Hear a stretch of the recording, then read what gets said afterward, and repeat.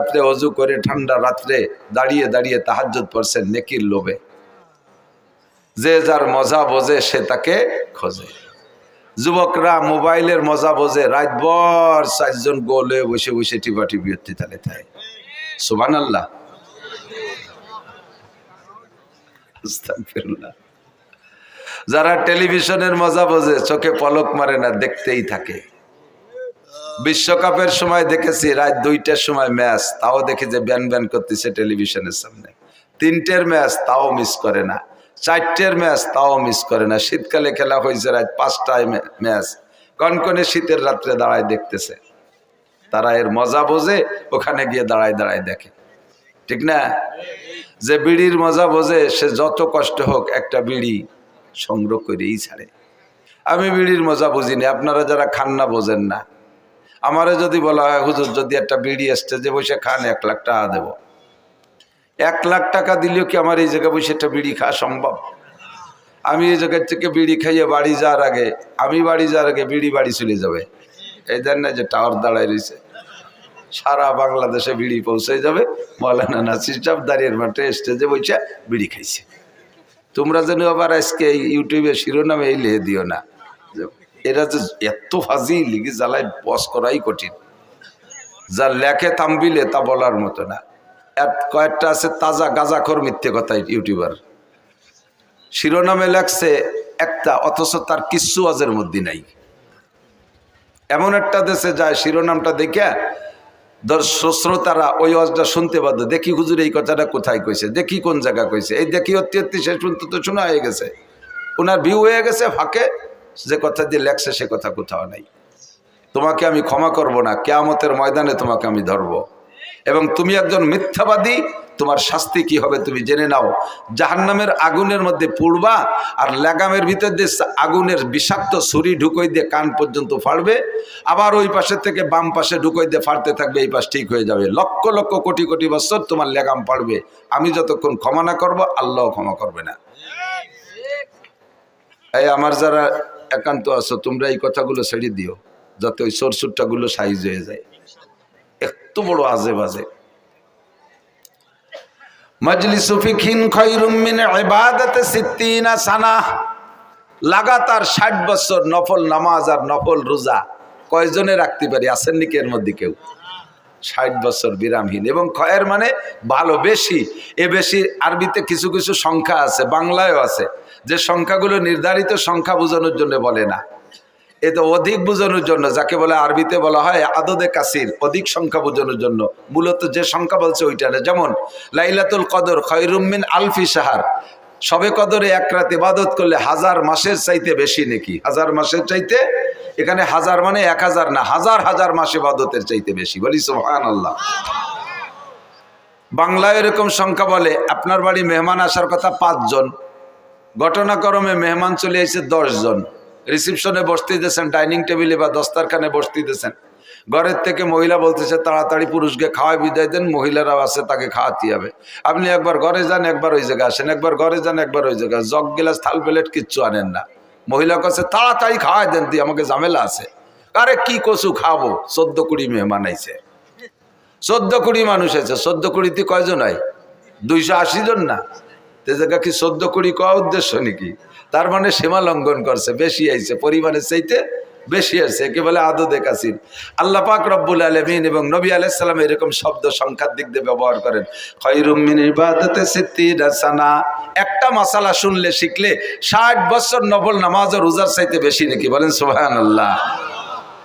আল্লাহ, আমার এই জায়গায় একটু কনফিউশন ছিল, একটু অভিযোগ ছিল যে 60 বছর নফল নামাজ আর রোজা কত বিশাল নাকি, একটা মাসালার দাম তার চেয়ে বেশি হবে কেন? এরকম কি মাসালা আছে? তো পরে খুঁজে পেলাম অবশ্যই এরকম মাসালা আছে। ভালো করে বোঝেন, কিয়ামতের ময়দানে আল্লাহর কসম, উলামায়ে কিরাম সাক্ষী, কোন পাবলিককে আল্লাহ জিজ্ঞেস করবে না তাহাজ্জুদ পড়েছো, ইশরাক পড়েছো, আওয়াবিন পড়েছো, সাহস পড়েছো, শবে বরাতে নফল নামাজ পড়েছো, শবে কদরে নফল নামাজ পড়ছো, আইএমবিজের নফল রোজা রাখছো, শবে বরাতে রোজা রাখছো, মুহররমের নফল রোজা রাখছো। কোন নফল ইবাদত সম্পর্কে কাউকে জিজ্ঞাসা করা হবে না, কিন্তু কিয়ামতের ময়দানে ফরজ সম্পর্কে জিজ্ঞাসিত হবেন। আউয়ালু মা ইউহাসাবু বিহিল আবদু ইয়াউমাল কিয়ামাতিস সালাহ। হাসরের মাঠে সর্বপ্রথম জিজ্ঞাসা হবে নামাজ সংক্রান্ত মুসলমানের কাছে। কাফেরদের কাছে কিচ্ছু জিজ্ঞাসা করা হবে না। হিন্দু, বৌদ্ধ, খ্রিস্টান, ইহুদ, নাসারা, নাস্তিক, মুরতাদ, বেঈমান যারা আছে তাদের কাছে নামাজ, রোজা, হজ, যাকাত, ফরজ, ওয়াজিব, সুন্নাত, মুস্তাহাব কিচ্ছু জিজ্ঞাসা করা হবে না। ওরা প্রথম চান্সেই ফেল হয়ে যাবে। ফি নারি জাহান্নামা খালিদিনা ফিহা আবাদা, ওরা বিনা হিসাবে জাহান্নামী। বাকি মুসলমান যারা থাকবে এদেরকে আল্লাহ পাক রব্বুল আলামিন চারটি প্রশ্নের জবাব না দিয়ে এক কদম বাড়তে দিবেন না। আনা উমরিহি ফিমা আফনা, 70-80 বছরের হায়াত কিভাবে কাটাইছো কইয়া যাও। কারাহা বা খলকিয়ারি জুমলা রাস বা খোদা তসবির হিলা কায়রাওয়াস। ও মুরব্বী, তোমার দুনিয়ার কোনো কাজ পরিপাটিতে অভাব ছিল না। ভাঙ্গার বাজারে কাপড়ের ব্যবসা করছো, 80 বছরে বুড়ো। তোমার কাপড়ের শোকেস গুলো কি সুন্দর সাজানো ছিল, তোমার ঘরটা কত সাজানো ছিল। বৃদ্ধ বয়সও মার দিয়া ছাড়া কাপড় পরতে না, আয়রন করা ছাড়া, ইস্ত্রি করা ছাড়া কাপড় পরতে না, ময়লা কাপড় পরতে না, লুঙ্গি পর্যন্ত আয়রন করে পরতে। কাঁথা কাপড় ধোয়া মোছা পরিষ্কার ছিল, থালাবাটি পরিষ্কার ছিল, শোকেসের ভিতরে সব মালামালগুলো সুসজ্জিত ছিল। তোমার নামাজটা কেমন সজ্জিত, তোমার ফরজ ওয়াজিব সুন্নতের সাজ কেমন ছিল, কোরআনে কারীম কেমন তিলাওয়াত করতে পেরেছো। তুমি ইংলিশ পত্রিকাগুলো পড়তে, আরবি পত্রিকা পড়া শেখো নাই কেন? আরবি পত্রিকা কোরআনে কারীম, আরবি পত্রিকা হাদিসে নববী, এগুলো পড়া শেখো নাই কেন? এই সব বিষয়ে আপনাকে 70 বছরের জিন্দেগির হিসাব দেওয়া লাগবে কি লাগবে না? আজকে কি বার গেল? মঙ্গলবার। একটু একটু বোঝার জন্য বলছি আমার দিক। আজকে মঙ্গলবার গেল। গত মঙ্গলবার সকালবেলা কে কি খাইছেন সত্য কথা বললে আমার মনে হয় তাড়াতাড়ি কেউ কইতে পারবেন না। কতক্ষণ? এক সপ্তাহ আগে মঙ্গলবারের সকালে কি খাইছি তাই মনে নাই। 70 বছরের জিন্দেগিতে লম্বা একটা পথ অতিক্রম করে চলে আসছি। কোথায় ভিড় ছিল, কোথায় খাচ্ছিল, কোথায় গর্ত ছিল, কোথায় কার সাথে ধাক্কা খাইছি কিছু আমার মনে নাই। যৌবনের ভিতরে অনেক অন্যায় অপরাধ করেছি, অর্থনীতির মধ্যে অন্যায় করেছি, সমাজ রীতির মধ্যে অন্যায় করেছি, বিচার আচারের মধ্যে অন্যায় করেছি, পরিবার পরিজনকে পরিচালনার ক্ষেত্রে হাজারো অন্যায় করেছি। 70 বছরের হিসাব কেউ দিতে পারবো না। একটা হিসাবই 70 বছরের দিতে পারবো না। যদি আপনাকে 3 নম্বর প্রশ্নটা করা হয় আনমালিগি, জীবন ভরে কত টাকা কে ইনকাম করছেন, গোটা জিন্দেগির আয়ের একটা অডিট যদি আমাকে করা হয়, মিয়া মৌলানা নাসির সারা জীবনে কত টাকা ইনকাম করছো হিসাব দাও, আমার মনে হয় একজনও কইতে পারবেন না। কতক্ষণ? আনুমরিহি ফিমা আফলা, গোটা জিন্দেগির হিসাব দিয়ে দাও। 2 নম্বরে আন শাবাবিহি ফিমা আবলা, যৌবনকাল কিভাবে অতিবাহিত করেছো বলে যাও। এই গোটা জিন্দেগির মধ্যে ভেরি ভেরি ইম্পর্টেন্ট টাইম হলো যৌবনকাল। যৌবনকালের হিসাবটা এজন্য নেওয়া হবে কারণ যৌবনকালে ভালো বেশি করা যায়, মন্দ বেশি করা যায়। কতক্ষণ? যৌবনকালে রাত 2টা 3টের সেই ফুটবল খেলার ম্যাচ সারা রাত দাঁড়িয়ে দাঁড়িয়ে যেমন দেখা যায়, ইচ্ছা করলে তেমনই যৌবনকালে শেষ রাত্রে ওইটা ঠান্ডা পানি দেওয়া গোসল যেটা প্রয়োজন আদায় করে রাতের বাকি অংশ দাঁড়ায় দাঁড়ায় তাহাজ্জুদ পড়া যায়। যৌবনকালে ইচ্ছা করলে বাইসাইকেল চালায় কাশিয়ানির ওড়াকান্দি ঠাকুর বাড়ি যাওয়া যায়। যৌবনকালে ইচ্ছা করলে ভাঙ্গার থেকে বাইসাইকেল চালাইয়া ইস্তেমার ময়দানে যাওয়া যায়, সরমুনের ময়দানে যাওয়া যায়। যৌবনকালে ইচ্ছা করলে প্রত্যেক সপ্তাহে হিন্দুদের সাথে দূর সফরে যে একটা পূজা পাঠে অংশগ্রহণ করা যায়। যৌবনকালে ইচ্ছা করলে প্রত্যেক মাসে মুফতি আব্দুল গফফার সাহেবের মুখে বলা হয় নগরকান্দা ইসলাহি মজলিসে অংশগ্রহণ করা যায়। কথা বলেন, যায় কি যায় না? যৌবনকালে অন্যায়ও বেশি করা যায়, ন্যায়ও বেশি করা যায়। এই যৌবনকালটা হলো জীবনের মূল সময়, মূল্যবান সময়। এইটা সম্পর্কে জিজ্ঞাসা করা হবে। বার্ধক্য এসে গেলে, বৃদ্ধ হয়ে গেলে এনি ম্যান এভরিবডি, প্রত্যেকটা মানুষের মন দুর্বল হয়ে যায়। গুনাহ করার এনার্জি থাকে না, গুনার কোনো শক্তি থাকে না। ঠ্যাং একটা কবরে চলে যায়, চাকা একটা পাংচার হয়ে যায়। দিনের বেলা আগে সূর্যের আলো কি বলা হয়, দিনের বেলা আগে চোখে এত পাওয়ার ছিল, দিনের বেলা আকাশে তারকা দেখতো। এখন বৃদ্ধ হয়ে যাওয়ার কারণে রাতের বেলা আকাশে চাঁদটা দেখতে পারে না। যৌবনকালে লোহা খাইলে পানি হয়ে পিছন দিয়ে বেড়ে যাইতো, বৃদ্ধ হয়ে যাওয়ার পরে এখন পানির মতো কোনো খাবার খাইলে পানি যাও খাইলেও যেমন খায় তেমনই পিছন দিয়ে বেরোয় যায়, পেটে শক্ত হয় না। কথা কোন ঠিক কি ঠিক না? এ হলো যৌবন আর বার্ধক্যের পার্থক্য। কাজেই তোমার যৌবনকালের হিসাবটা একটু দিয়ে যাও। যৌবনকালে যা একবার শোনা হয় তা ভোলে না, আর বৃদ্ধ হয়ে গেলে 50 বার শুনলেও মুখ মনে থাকে না। আন মালিকি মিন আইনা ইকতাসাবা ফিমা আনফাকা। 3 নম্বর প্রশ্নের জবাব না দিয়া একজন ফর্দে বাশারের সামনে বাড়তে পারবে না। 3 নম্বর হলো আন মালিকি মিন আইনা ইকতাসাবা ফিমা আনফাকা। এই কথাগুলো বহুবার শুনেছেন, বহুবার শুনেছেন। জবানের পার্থক্যের কারণে কখনো কখনো কোনো কথা অন্তরের মধ্যে জায়গা পায় বেশি। আমার কথা অন্তরে, আজকের এই কথাগুলো আমি বললে ভিতরে নাও ঢুকতে পারে। হুবহু এই কথাগুলো মুফতি আব্দুল গফফার সাহেব হুজুর, ইসমাতুল্লাহ কাসেম সাহেব হুজুর দামাত বরকাতুহু আলিয়া, উনরা বললে কথাটা আপনার ভিতরে গ্রহণযোগ্যতা বেশি পাইতে পারে। বড় মানুষের কথা বলছে, আবার আমাদের থেকে ছোটরা কথাগুলো শোনায় গেছে, আপনি গুরুত্ব দেন নাই। হয়তোবা আমার মুখের কথাটা আপনার মধ্যে হিট করতে পারে, এই জন্য পুনরাবৃত্তি করি। আল্লাহ বলেন ওয়াযাক্কির ফা ইন্নাদ যিকরা তানফাউল মুমিনিন। একই কথা বারবার বলো, কালকের কথাটা অন্তরে ঢোকে নাই, আজকেরটা অন্তরে ঢুকে বসতে পারে। 3 নম্বর ইমিগ্রেশন, কিয়ামতের ময়দানে 3 নম্বর প্রশ্ন, আন মালিহি, মাল সম্পর্কে জিজ্ঞাসিত হবেন। মাল সম্পর্কে জিজ্ঞাসিত হবেন, কে কোত্থেকে কত টাকা ইনকাম করছো, জবাব দিয়ে যাও। মাল সম্পর্কে 2টি জিজ্ঞাসা, ফিমা আনফাকা মিন আইনা ইকতাসাবা ওয়া ফিমা আনফাকা, মাল কোত্থেকে কামাই করছো বলে যাও, আর কোথায় খরচ করছো বলে যাও। উভয়টাই আমার কাছে বলতে হবে। ইনকাম ভালো কিন্তু খরচ ভালো না, এটাও অন্যায়। আবার ইনকাম খারাপ কিন্তু খরচ ভালো, এটাও আল্লাহর কাছে গ্রহণযোগ্যতা পাবে না। কথা বলেন ঠিক কি ঠিক না? জিজ্ঞেস করছে, এই আব্দুল মালিক, তোমার ইনকামের অবস্থা কি বলো? আয় ব্যয় উভয়টাই বলো। আল্লাহ ব্যয়ের কথা পরে কই, আয়টা শুনলি তুমি ব্যয় শুনতে চাবা না। আমার ইনকাম আজীব। বলো কিভাবে?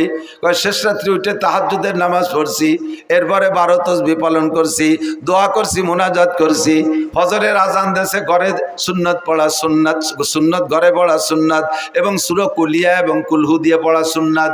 এভাবেই সারা জিন্দেগি আমল করছি। ফজরের নামাজ জামাতে পড়া 2.5 ঘন্টা দাওয়াতের মেহনত করছি মহল্লায়। কাজগুলো শুনেন কেমন সুন্দর আব্দুল মালিকের।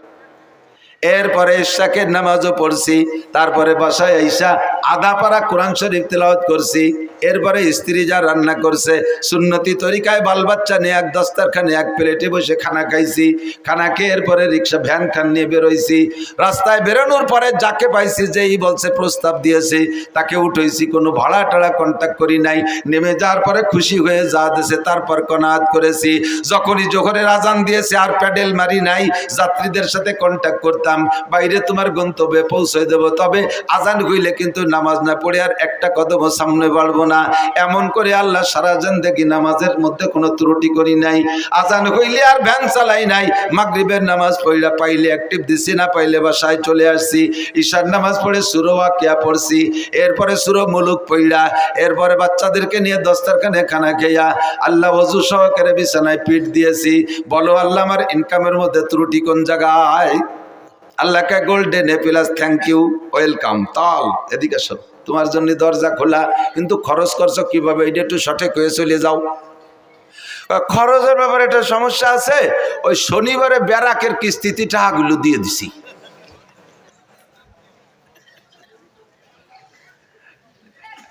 বাংলায় কয় একে পাদে আগা সারা। বাংলা বোঝেন? মাঝে মাঝে রাত তো বেশি হয়ে গেছে, একটু রস না দিলে অনেকের ঘুম এসে যায়।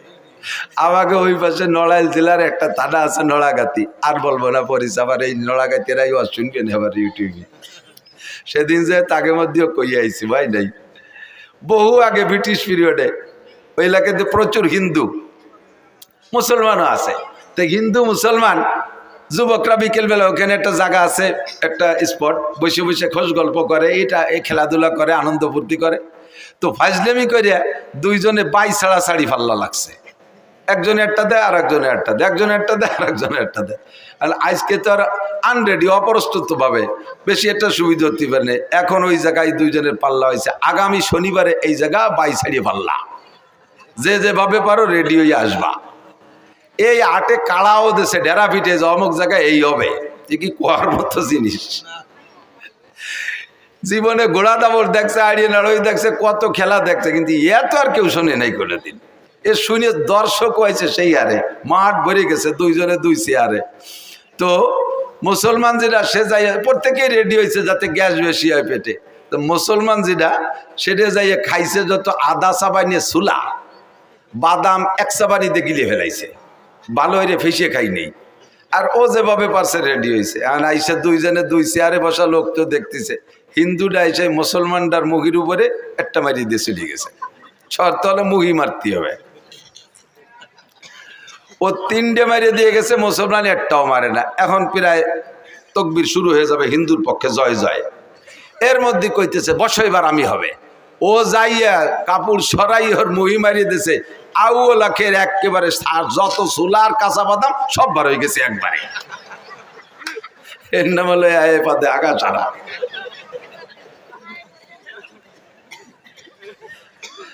সারা জীবন বইয়া এত দরবেশে ইনকাম করছো, তাহাজ্জুদের টাকা কোনো তা ছাড়ো নাই, পায়ে গায়ের রক্ত পানি করে ইনকাম করছো, খরচ করছো কোন জায়গায় একটু কইয়ে যাও। কয় আল্লাহ গ্রামীণ ব্যাংকের কিস্তি দিছি, আশার কিস্তিতে সব। এই কথা কইস না, আশার কিস্তিতে দিছি, অমুক জায়গা সুদে দিনায় টাকাগুলো দিয়ে দিছি। আল্লাহ কয় নো টক বাটুস্কুট, কথা হবে না, পিঠে সালা বান্ধ, তেল মাখাও যাতে বাড়ি স্লিপ করে।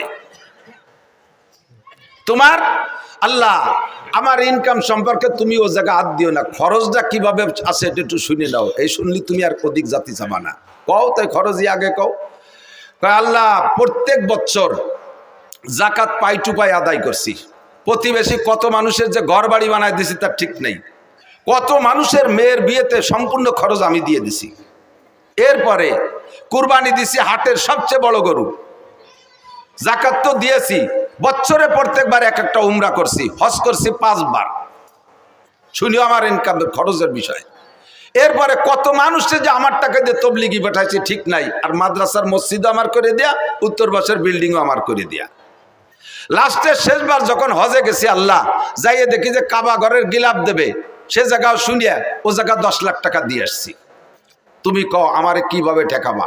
আল্লাহ কয় তুমি কি চাকরি করতে? কয় এই চাকরি করতাম। বেতন কত ছিল? 25,000। তা 25,000 বেতনে তুই এত তাতে টাকা বালি কোন জায়গা? তাই ক এতটা করতে টাকা বালি কোথায়? কয় রাস্তায় দাঁড়াইতাম, ট্রাকের সাথে একটু মুসাফা টুসাফা করতাম, এইভাবে যে কোনো একটা সেল একটা ব্যবস্থা। তুমি ওদিকে হাত দিও না, দাও এই পাশ কত সুন্দর। আল্লাহ কয় পাশায় সালাবান, ধুলাই হবে শয়তান। তোর সুদিয়া টাকা, তোর ঘুষিয়া টাকা, তোর হারাম টাকা দিয়ে আমার কাবা ঘরে দিলাম দিছিস। আমার দিন তোর মতো হারাম করের কাছে ঠিকানা। আমার দিন আমি চালাবো। ইউরিদুনা লিইউতফিউ নূরাল্লাহি বিআফওয়াহিহিম আল্লাহু মুতিম্মু নূরিহি ওয়ালাউ কারিহাল কাফিরুন। আল্লাহু আকবার। আমার ধর্মের বাতি নিবানোর জন্য কেউ চেষ্টা কম করে নাই।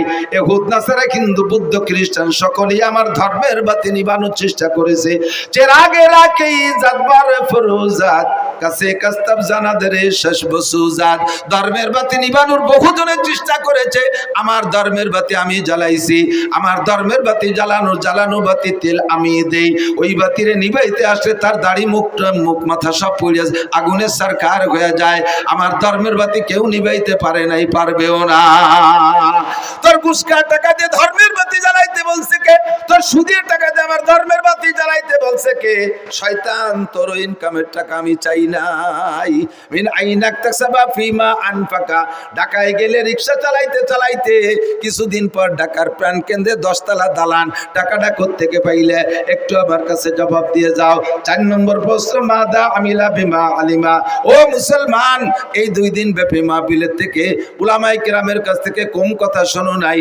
জীবনে বহু মাহফিল থেকে আল্লাহু আকবার। আমার মনে হয় যে কোনো একজন বক্তার সম্পূর্ণ বয়ান যদি ইউটিউবে থেকে কালেকশন করে শোনেন, তাহলে ব্যক্তি জীবন থেকে নিয়ে জন্ম থেকে নিয়ে মরণ পর্যন্ত সুন্দর একটা জীবন ব্যবস্থা ওই বয়ানের মধ্যে থেকে সংগ্রহ করতে পারেন। আমি যত বয়ান করি আমার একটা খেয়াল রাখি যে এক জায়গায় একই কথা বারবার বললে মানুষের চর্বিত চর্বণ মনে করবে। তবে সেই বয়তে যে আসল কথাগুলো বলবো না তা না, একেবারে বিবাহ শাদী থেকে নিয়ে মরণ মরণ পর্যন্ত ধারাবাহিক মানব জীবনে যেখানে যা লাগবে সব কথাগুলো আল্লাহর রহমতে বলা আছে। ইউটিউবের ভিতরে শুনবেন, দেখবেন। আদর্শ মুসলিম পরিবার সদস্য হুজুরের লেখা একটা বই আছে, বইয়ের মধ্যে যা আছে আমার বয়ানের মধ্যে হুবহু তাই আছে। ব্যক্তি জীবন কিভাবে চলবেন, রাজনীতি কিভাবে করবেন, খেত খামার কিভাবে করবেন, জেনারেল পড়াশোনা কিভাবে করবেন, বিবাহ শাদী কিভাবে করবেন, দাম্পত্য জীবন কিভাবে কাটাইবেন, নামাজ কেমন করে পড়বেন, নামাজের মধ্যে কঠিন কঠিন টুকিটাকি মাসালা আছে, এগুলো নষ্ট হওয়ার কারণে কি সমস্যা, রোজা কিভাবে রাখবেন, হজের মাসালাগুলো সব বলা আছে। এই বয়ানগুলো আপনারা বয়ান মাঠ থেকে শুনেছেন। আল্লাহ পাক জিজ্ঞেস করবে মা দা আবিলা বিমা আলিমা, এতদিন পর্যন্ত যা শুনেছো এরপর আমল কতটুকু করছো বান্দা একটু বলে যাও। জবাব দিতেই হবে, জবাব না দিয়ে সামনে বাড়া যাবে না।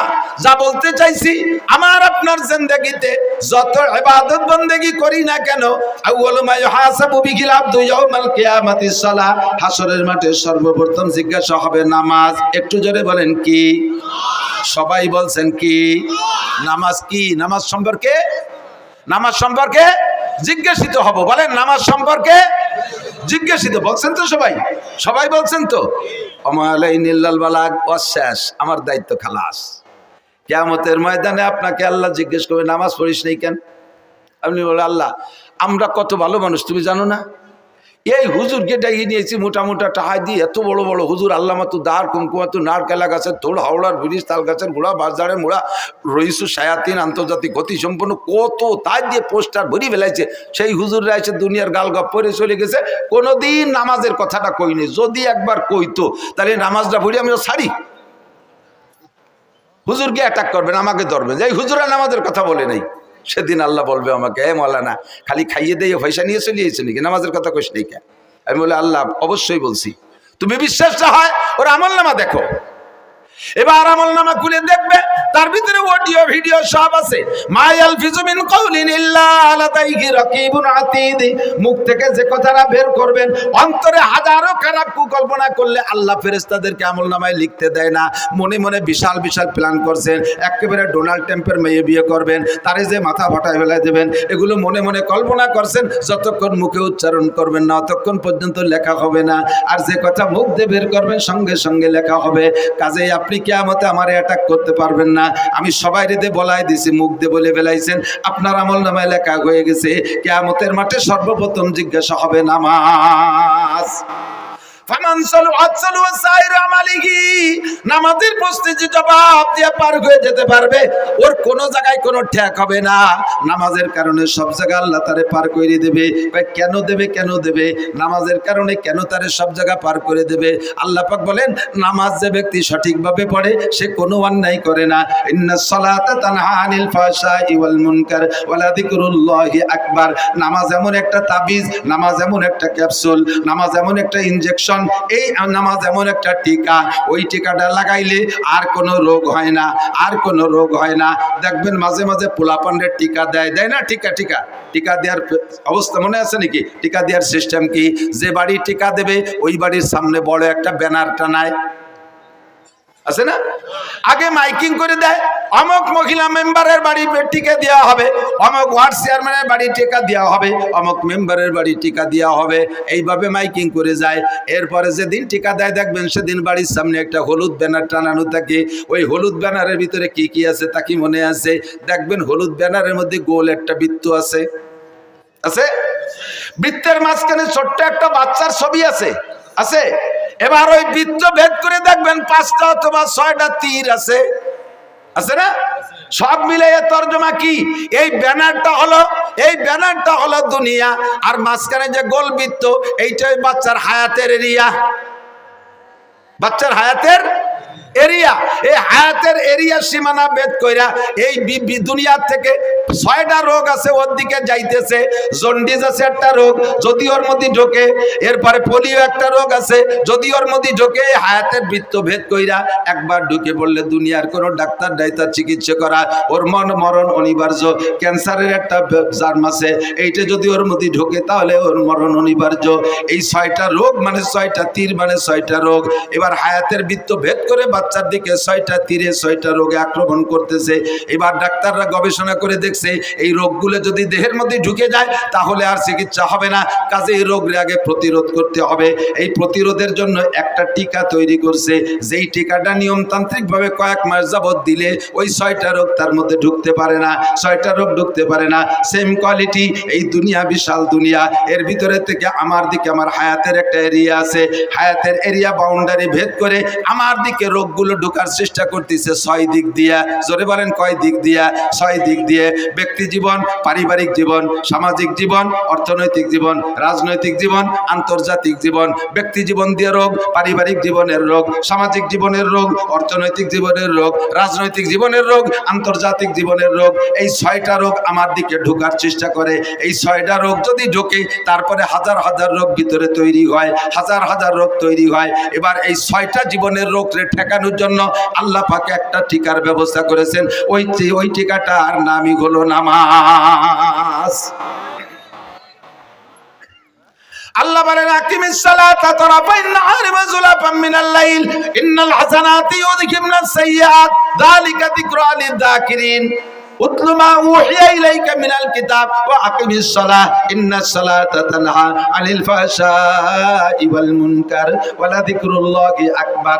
আল্লাহর কসম, আল্লাহর কসম, তার 99 নামের কসম, তার ইসমে জাতের কসম দিয়ে বলি, যদি কোনো ব্যক্তি সঠিকভাবে নামাজ পড়ে, অরিজিনালি কোনো ব্যক্তি যদি নিয়মতান্ত্রিকভাবে নামাজ পড়ে, ওই নামাজি ব্যক্তিকে নামাজে তারে ঘুষের থেকে ফিরাইতে বাধ্য হয়, সুদের থেকে ফিরায় তারে, জিনার থেকে ফিরায় থাকে, মদের থেকে ফিরায় থাকে, গাজার থেকে ফিরায় থাকে, বেপরদার থেকে ফিরায়, আইলঠেলার থেকে ফিরায়, জালদলির থেকে ফিরায়, মিথ্যা সাক্ষী থেকে ফিরায়, মিথ্যা মামলা থেকে ফিরায়, মাপে কম দেওয়ার থেকে ফিরায়, মাপে বেশি আনার থেকে ফিরায়, মালে ভেজাল দেওয়ার থেকে ফিরায়, ফরমালিন মিশরি থেকে ফিরায়, দুধে পানির দিকে দেওয়ার থেকে ফিরায়, আরে মুখের গুনাহ থেকে ফিরায়, অকথ্য ভাষায় গালাগালি করতে দেয় না, কুদৃষ্টির থেকে ফিরায়, কান্দে খারাপ জায়গা থেকে ফিরায়, হাতরে খারাপ জায়গা থেকে ফিরায়, শরম রাগে অবৈধ জায়গা থেকে ফিরায়, পা দুটোকে হারাম জায়গা থেকে ফিরায়। যত অন্যায় আছে সমস্ত অন্যায় থেকে এই ফিরানোর মাত্র একটা তাবিজের নাম হলো নামাজ।